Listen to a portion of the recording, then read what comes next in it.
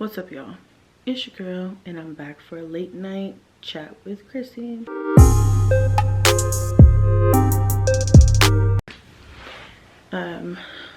Sorry about the lighting. It's dark, it's late.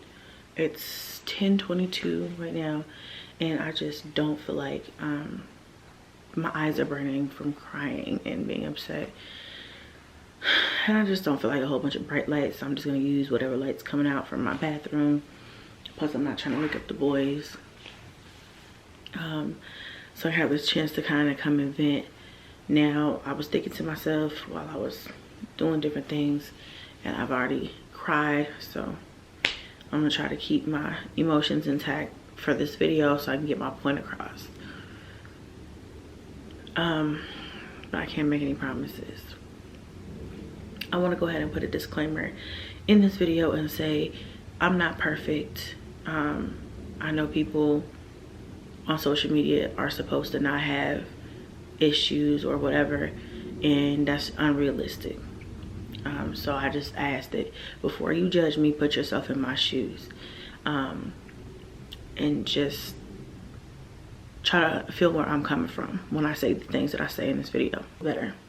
So sorry if you guys see shadows, but I just didn't feel right looking down. It just felt weird. My eyes are burning. So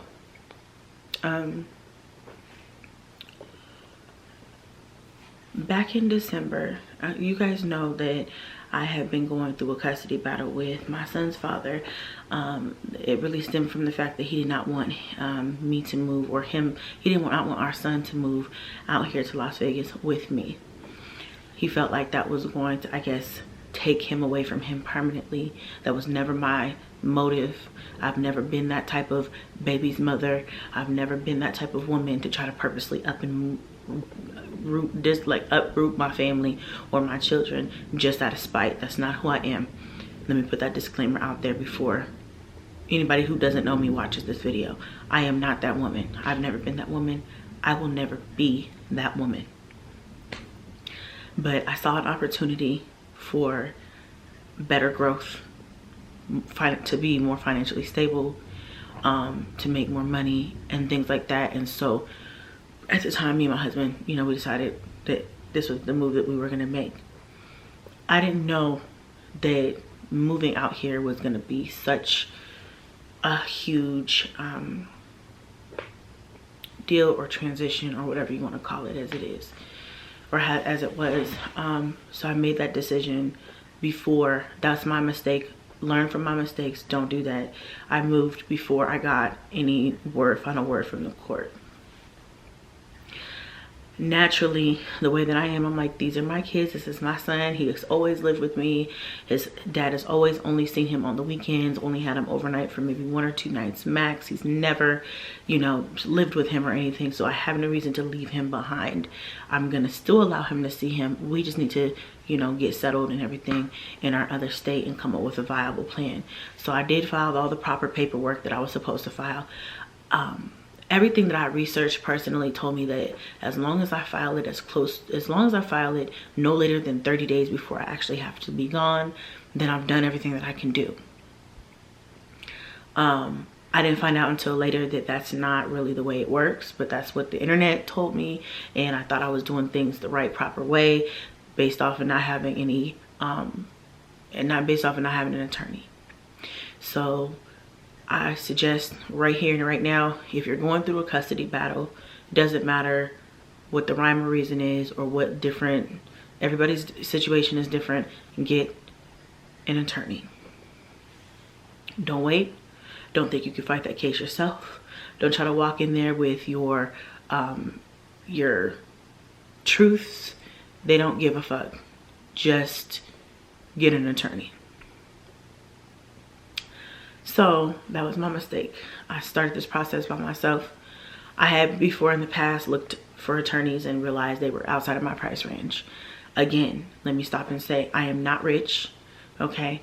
I have gotten to the point to where we can live like this. Like, we're not rich. We're not Ace family. We don't live, you know what I'm saying, in big old mansions and stuff like that yet.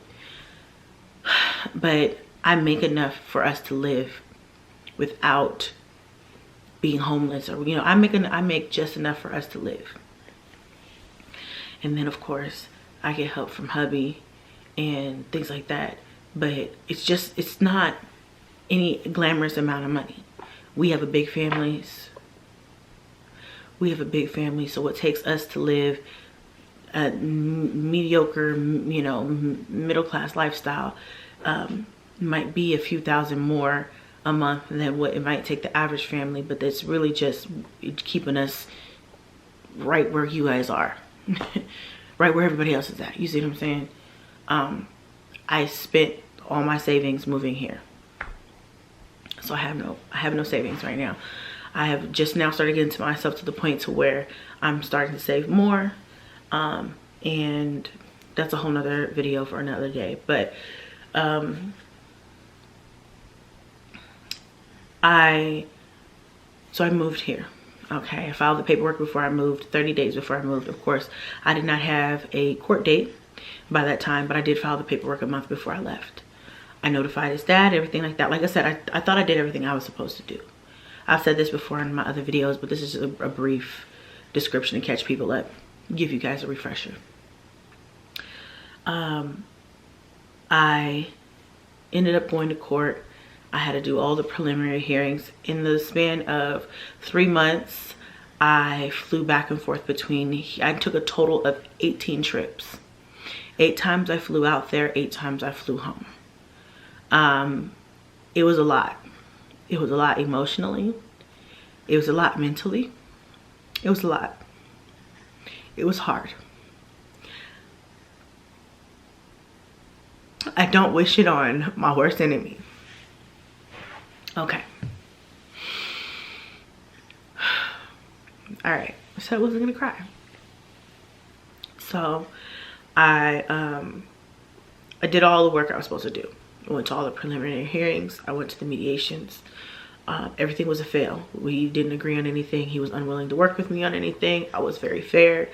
I said, you know, I don't even mind if we have to do something that's sort of like 3 months on, 3 months off. Something where at first, you know, I was like summers, holidays, things like that. I thought that was fair. Then I said, okay, you know, let's try something else. I tried everything else. I was open to suggestion. He was not willing to do that. His goal from the beginning was to cut me out of my son's life. That's my opinion. And I think this was spite. I think this was to prove a point on his end. I think it was less about anything else. And I also want to take this time to say real quick that I know people are going to be like, well, at least his dad cares. At least his dad wants to be a part of his life. At least his dad gave a shit enough about him to fight for him. I appreciate the fact that he wants to be a part of his son's life. And I appreciate the fact that he wants to be a father. I'm not taking that from him, and I will never make him feel less than for that. At the same time, he wants to be so much part of his life, and he wants so much control that he is willing to cut me out completely.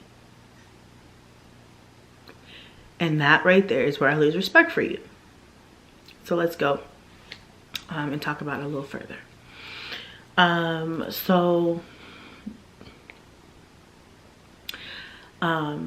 story short, I went through all of that. I did do the GoFundMe. I got a total of about $900 from that GoFundMe. The attorney fees were $8,000. I knew it was a long shot. I didn't even have half of that saved up. I didn't have it like that. I still don't. I don't have $8,000 that I can just fork over for an attorney and still make rent and still have all my bills paid. I don't have anybody I can borrow that from. I wish I did. I don't have it like that. I can't even take out a loan or anything for that amount of money. I just can't do that. Which is why I did the GoFundMe. So people want to make fun of me for it, that's fine, go ahead. But I did what I felt like I wanted to try everything. And so instead of trying to use that for an attorney, because I knew I didn't have the rest of it, I just used it for travel fees and for court fees and for stuff that went towards the case. And so I thank you to everyone who donated to the GoFundMe. I really appreciate it. I can't thank you guys enough. Everything that you guys have done for me to try to help me with that, whether it be just reaching out with resources or words of encouragement or sharing your own story, I appreciate everybody, because that was a really tough time for me. And I don't even think I realized how tough it was until like now. But we'll get to that. So anywho, I contacted a couple of attorneys. I found some lower rates, but they all wanted it up front, and I just didn't have it up front. So long story short, I ended up just saying, I'm going to try to do this myself. I was thinking to myself, this is common sense. You know, I kept thinking to myself, in talking with other people, I'm like, this is common sense, right? They're not going to logically take him away from a family full-time who he's been with all his whole life, his brothers and sisters. He's always lived with me. I'm a very, very good parent. I'm not, you know, neglectful or anything like that in any way. My kids have always had everything, always been well taken care of. I was just thinking to myself, it's not logical for them to take a 4-year-old away from his mother, because he's still a baby. He's not like 14. You know what I mean? He's 4. And at the time he was actually 3. He just turned 4 in November of last year. I'm thinking he's just so small. Like, I just know they're not going to do that. I just know the judge is going to see it in my favor and not going to try to like make him live in Colorado. So anyway, I thought it was going to go in my favor. And I say I thought because it didn't necessarily go that way. Let me just tell you guys what I wanted and what he wanted.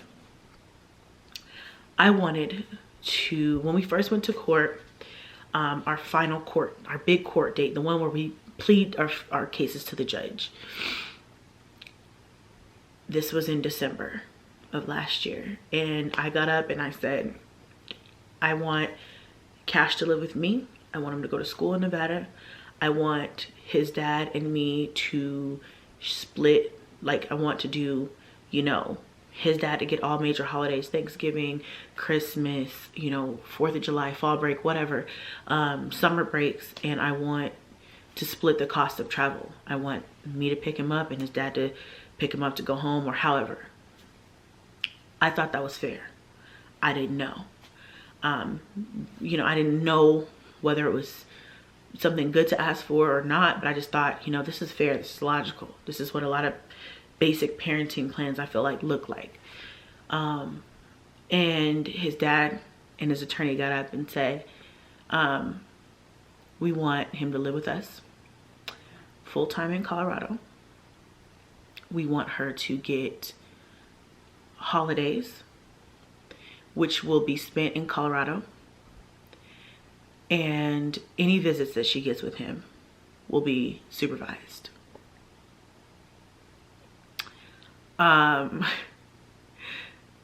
The judge was like, that's absolutely crazy.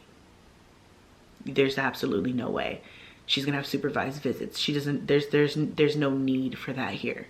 That's absolutely not gonna happen. He told him there right then and that. He told him that right then and there. And so basically at that hearing, he said, I am not happy with what each of you have come up with, because it's not enough time. Okay, my camera died, so I had to take a little bit of a break, but I'm back. So let me finish where I left off. Basically just said it's not enough time. Neither one of our plans, he felt like, gave either of us enough time. If Cash were to live with me, he didn't give his dad enough time, and if Cash were to live with his dad, it didn't give him enough time. So he said, so what he said was, go back home, me to Nevada, him to where he lives, and come up with a plan within about a week. Come up with a plan that would give, he said, come up with a plan that you each would want if the other one were to have Cash live with them. So how much time would I want to spend with Cash if he had to stay in Colorado, and how much time would he want to have Cash if he came into Nevada? And I think I really did that, and I think they didn't do that at all. His plan, his revised parenting plan sounded something like him staying with him and me getting him a couple of times a year and summers, and that was about it.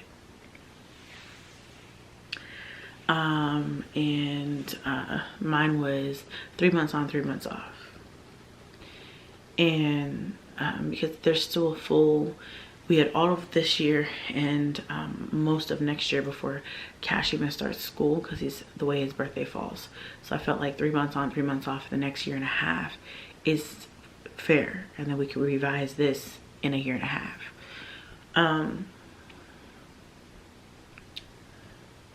So after we submitted our new plans, it was up to the judge to make his final decision. It was a waiting game. I went to court in the beginning of December. He had us send it in about a week later. He said, I'll have you guys a decision before Christmas. So it was just a waiting game. We waited for 2 weeks, and I called every single day. This is really hard. This is harder than I thought it was gonna be. I called every single day after like the first 4 days to see if he had made a decision yet, and he hadn't. Then finally on the 20th of December, 5 days before Christmas, his dad is the one who told me, of course, because he wanted to rub it in my face, I'm sure, that the judge ruled in his favor. So I was gonna come down there, fly down there to see Cash the weekend before Christmas anyway, just to see him, because I didn't know which way it was gonna go. And honestly, he said whoever, you know, doesn't get him to live there with him will have him for Christmas. So I was planning on winning. So I was planning on just going to visit him, buy him some Christmas gifts, and seeing him after Christmas. And so he messaged me and let me know that it had went in his favor, and I just couldn't believe it. And I said, send me the official court documents, because I hadn't heard anything yet. I hadn't gotten anything in the mail yet. Of course, he had an attorney, so he got it first. And I read over it, and I got completely fucked. I don't want anybody to go through what I went through. So I'm telling you now, if you go through a parenting or a custody battle, get an attorney. I don't care how straightforward you think your case is. I don't care how honest you're trying to be. I don't care if everything seems so black and white. Like, there's just no way. There's no way they'll rule in his favor. Just get an attorney anyway. Just get an attorney. I've had people message me since this case and ask me advice, and the first thing that comes out my mouth is get an attorney. That is the only thing I can tell you to do. Get an attorney. I said I got screwed because the parenting, and I want to say again, we have joint custody, so he does not have full custody over my son. He cannot make a move about my son unless he talks with me first. He can't give him shots, give him medical treatment. He can't put him in a school without my okay. He can't do anything that make any decisions regarding him that is not okay by me first. Which, by the way, I want to say that he did try to take that away from me. He did ask that he be the sole decision maker. He tried to cut me out of my son's life, and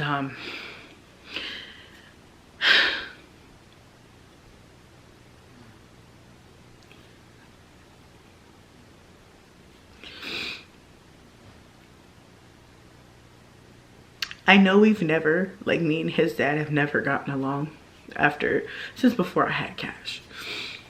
But I just think back and I'm just like, what type of person tries to cut a mother out of their son's life completely? What type of person would do something like that? I was blown away. I've never experienced anything like this before in my entire life. I've never even heard of anything like this happening to anybody that I know. So I have no experience with this type of situation. Anyway, that upsets me, that he would think that little of me as his child's mother, that he wouldn't even want my opinion, wouldn't even want to share that with me. But anyway, I'm not gonna hang on that too long, because that was thrown out. The judge was like, absolutely not, that's not okay. So that was good. It could have went worse, but the ruling that I got was not what I wanted. So basically, long story short, Cash gets to live in Colorado. This is hard for me to tell you guys, because I know people are going to take this and they're going to run with it. And this is why I waited several months to say anything. I honestly, if I wasn't feeling the way I feel today, or the last few days, and just felt like I really need to just cleanse my soul, I probably still wouldn't say anything.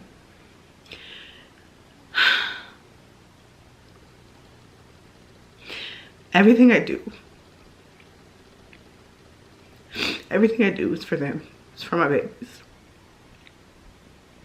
Every move I make, everything I do is for them. Everything. They are my reason for living. Everything I do is for them.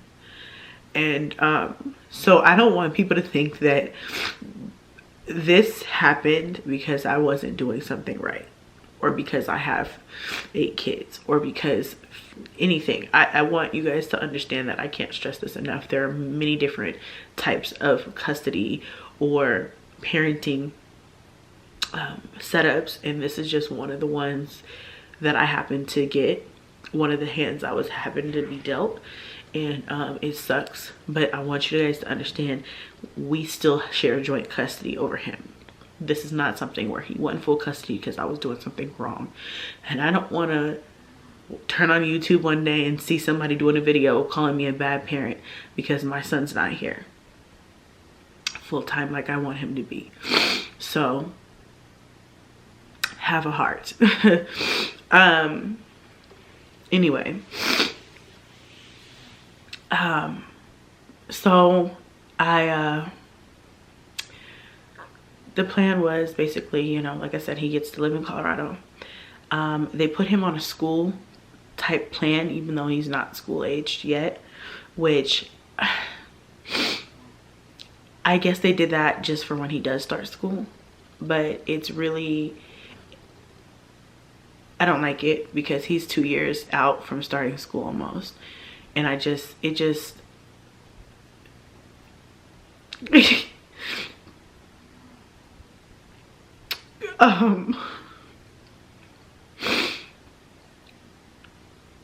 the pain that I felt, my bad guys,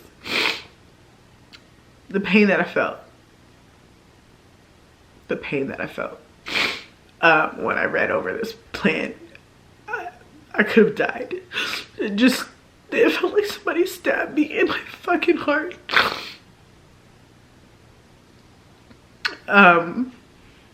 It just felt like somebody stabbed me in my fucking heart. So anyway, can't get past that part. So anyway, that's what it said. It said that you know, I get summers with him, I get, you know, Thanksgiving breaks, fall breaks, I get winter breaks, and we alternate Christmas. So for Christmas break, like, I would get the first weekend, he would get the second week. He didn't really go into detail like I wanted him to go into detail. There was a lot of holidays that he did not even outline in the parenting plan.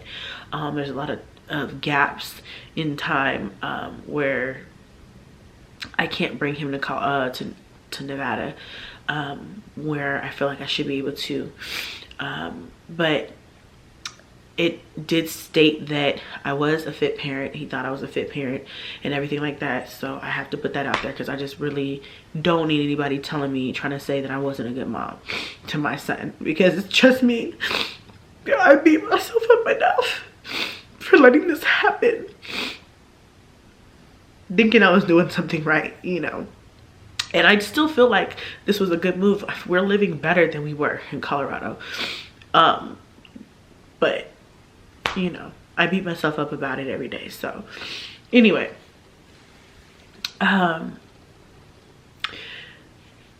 part of the plan is that if I am ever in Colorado, I can come and get cash. There's no restrictions on when I can get him, how I can get him, or for how long. If I'm in Colorado for a week and I want to take cash from Monday until the following Sunday or whatever, I can do that. His dad is not allowed to tell me no. His dad is not allowed to tell me you can't have him, or you can only have him from this time to this time.